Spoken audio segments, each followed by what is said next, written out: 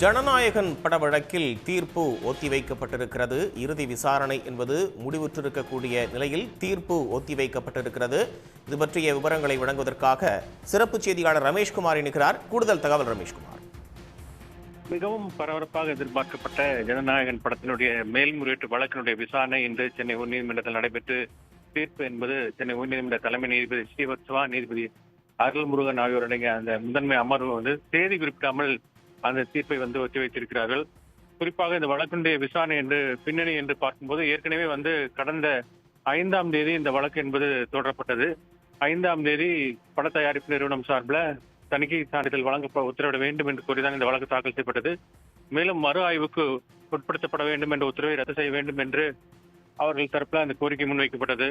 இதையடுத்து தான் இந்த வழக்கை பொறுத்தளவுக்கு தனி நீதிபதி வழக்கை விசாரித்த தனி நீதிபதி பி.டி. ஆஷா இந்த படத்துக்கு அந்த தணிக்கை சான்றிதழ் வழங்க வேண்டும் என்றும் அந்த மறு ஆய்வுக்கு அனுப்பிய உத்தரவை ரத்து செய்து உத்தரவிட்டிருந்தார். அது உடனடியாக மேல்முறையீடு செய்யப்பட்டு தனி நீதிபதி உத்தரவுக்கு தலைமை நீதிபதி ஸ்ரீவத்சவா, நீதிபதி அருள்முருகன் கொண்ட அமர்வு இடைக்கால தடை விதித்து உத்தரவிட்டிருந்தது.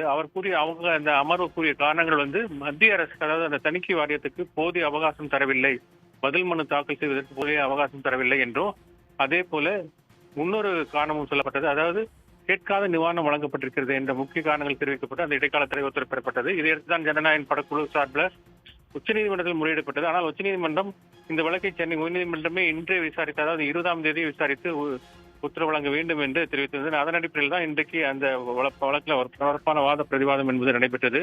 இதுல குறிப்பாக இந்த ஜனநாயக படம் தரப்புல பட தணிக்கை குழு, அதாவது திரைப்பட சென்சார் போர்டு தரப்புல மூத்த வழக்கறிஞர் ஏ.ஆர். சுந்தரேசன், கூடுதல் சொலிசிட்டர் ஜெனரலாக இருப்பவர், அவர்தான் அந்த வாதத்தை என்பது தொடங்கினார். அவர் என்ன தெரிவித்தார் என்றால், 5/1/2026 மறு ஆய்வுக்கு அனுப்ப உள்ளதாக தெரிவித்தோம் என்றும், அதை எதிர்த்து வழக்கு தொடரவில்லை என்றும் அவர் தெரிவித்தார். அடுத்த நாள் தனி நீதிபதி முன்பு வழக்கு வந்தபோது அதை தெரிவித்தோம் என்பதையும் அவர் சுட்டிக்காட்டினார். 6ஆம் தேதி தான் சான்று கோரி பட நிறுவனம் வாக்களித்தார். அதாவது 5ஆம் தேதியே நாங்கள் தகவல் தெரிவித்தும் 6ஆம் தேதி தான் அவர்கள் வழக்கு தொடர்ந்ததாக அந்த வாதத்தை அவர் முன்வைத்தார். மேலும் தனி நீதிபதி வழக்கு விசாரணைக்கு வந்தபோது பதில் மனு தாக்கல் செய்ய கால அவகாசம் கேட்டோம் என்றும், ஆனால் வழங்கப்படவில்லை என்றும் அவர் அந்த வாதத்தை முன்வைத்தார். அதே போல ஜனவரி 7ஆம் தேதி வழக்கில் வாதங்கள் முடிந்து ஜனவரி 9ஆம் தேதி உத்தரவு பிறப்பிக்கப்பட்டதாகவும், படத்தை பார்த்து 14 காட்சிகளை நாங்கள் கட் செய்ய சொன்னது இறுதி முடிவு அல்ல என்றும் அந்த தணிக்கை வாரியம் சார்பில் அவர் குறிப்பிட்ட அந்த வாதத்தை முன்வைத்தார். அதாவது இறுதி முடிவு எடுக்கப்படாமல் அடுத்த கட்ட நடவடிக்கை நிறுத்தி வைக்க முடிவு செய்யப்பட்டது என்றும் அந்த தணிக்கை வாரியம் சார்பில் ஆஜரான மூத்த வழக்கறிஞர் ஏ.ஆர். சுந்தரேசன் அந்த வாதங்களை காலையில் முன்வைத்தார்.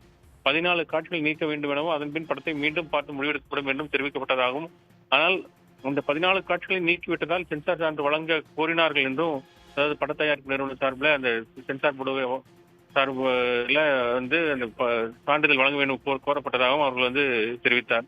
அந்த சினிமா போட்டோகிராஃப் விதிகளின்படி வாரியமே ஒரு படத்தை பார்த்து சான்றிதழை பரிந்துரைக்கலாம் அல்லது படத்தை பார்க்கும் பணியை மறு ஆய்வு குழுவுக்கு அனுப்பலாம் என்ற அதிகாரம் உள்ளதையும் அவர் சுட்டிக்காட்டினார். படம் தொடர்பாக புகார் வந்தால் மறு ஆய்வு குழுவுக்கு அனுப்ப முடிவு செய்யப்பட்டதாகவும் அவர் அந்த வாதத்தின் போது குறிப்பிட்டார். சென்சார் போர்டுல யார் படத்தை பார்த்தார்கள், சட்டப்படி படத்தை பார்த்து ஆய்வு செய்ய யாருக்கு அதிகாரம் உள்ளது என்ற கேள்வியை நீதிபதிகள் முன்வைத்தனர். அப்போது படத்தை பார்த்து ஆய்வு செய்த ஆலோசனைக்கு வழங்க குழு உள்ளதா, அந்த குழுதான் படத்தை பார்த்ததாக அந்த வாதம் என்பது முன்வைக்கப்பட்டது. இந்த தனி நீதிபதி இந்த வழக்கை விரிவாக விசாரித்திருந்தால் வாரியமே இந்த படத்தை பார்த்தோ அல்லது தேர்வுக்குழுவால் மட்டுமே பார்க்கப்பட்டதா என்ற பிரச்சனைக்கு ஆய்வு செய்திருக்கலாம் என்றும் நீதிபதிகள் அந்த குறுக்கிட்டு அந்த கருத்துக்களை முன்வைத்தார்கள்.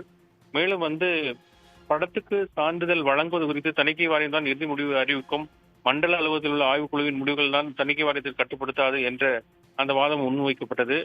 ஜனநாயகன் தொடர்பான தற்போதைய வழக்கை பொறுத்தவரை இந்த படத்திற்கு சான்றிதழ் வழங்குவது குறித்து வாரிய தலைவர் இன்னும் இறுதி முடிவு எடுக்கவில்லை என்ற தகவலையும் தணிக்கை வாரியம் சார்பில் ஆஜரான மூத்த வழக்கறிஞர் ஏ.ஆர்.